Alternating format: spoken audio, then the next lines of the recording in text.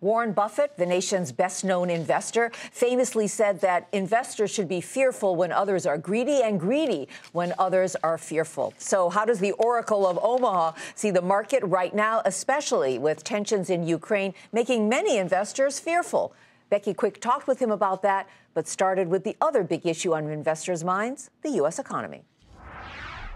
We've had this moderate but consistent growth now for 4.5 years. And every now and then we get excited about it speeding up.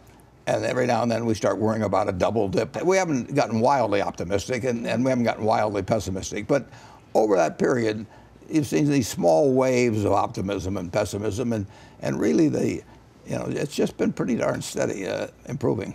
You also revealed something in the annual letter this year where you said you laid out the terms of your will, what you've set aside for your wife, which I didn't know any of this. Yeah.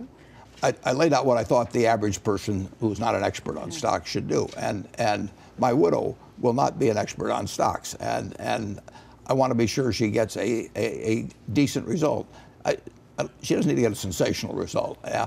And since all my Berkshire shares are going to philanthropy, the question becomes, what does she do with the cash that's left to her? And part of it goes outright, part of it goes to a trustee. But I've told the trustee to put 90% of it in an S&P 500 index fund and 10% in short-term governments. And the reason for the 10% in short-term governments is that if there's a terrible period in the market and she's withdrawing 3 or 4% a year, you take it out of that instead of selling stocks at the wrong time. She'll do fine with that.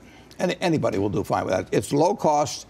It's in a bunch of wonderful businesses, and that takes care of itself. You specifically said a Vanguard index, which caught my attention. Yeah, well, it's a very, very low-cost index fund. In the letter to shareholders, you did lay out something that's been on the horizon that you are concerned about, and that's what's happening with pension funds, the promises that have been made. Well, the government pensions aren't the problem that private pensions are. The government has the power to tax, and it has the power to print money.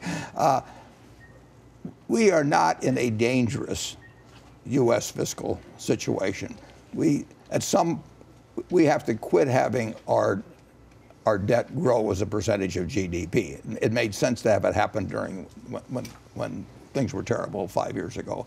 But we can have a deficit which creates more debt, but not at a rate that grows faster than GDP growth. The trend is wrong.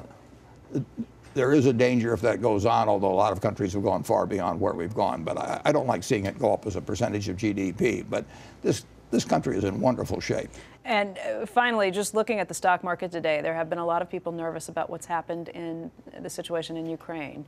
You would tell them? I would tell them it doesn't change anything. If you've got a wonderful business of your own, in Peoria, Illinois, why in the world would you sell it today because of what's happening in the Ukraine? If you've got a farm that's producing for you, if you've got an apartment house that's fully occupied, why in the world would you sell it today because of what's happening in the Ukraine? The same applies if you have a piece of a wonderful business or a piece of many wonderful businesses. They react too much to short-term things in the stock market, whereas they behave quite rationally when they get into other investments.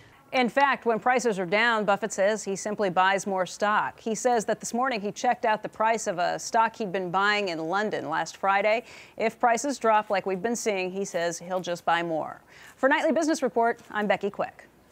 And when it comes to specific companies, Buffett said Coca-Cola, a major Berkshire Hathaway holding, is facing more headwinds than it was 10 years ago. As for Pepsi, he doesn't think it should split up, as activist investor Nelson Peltz has been advocating. And he said he feels, quote, fine with IBM CEO Ginni Rometty and likes the company's stock buybacks.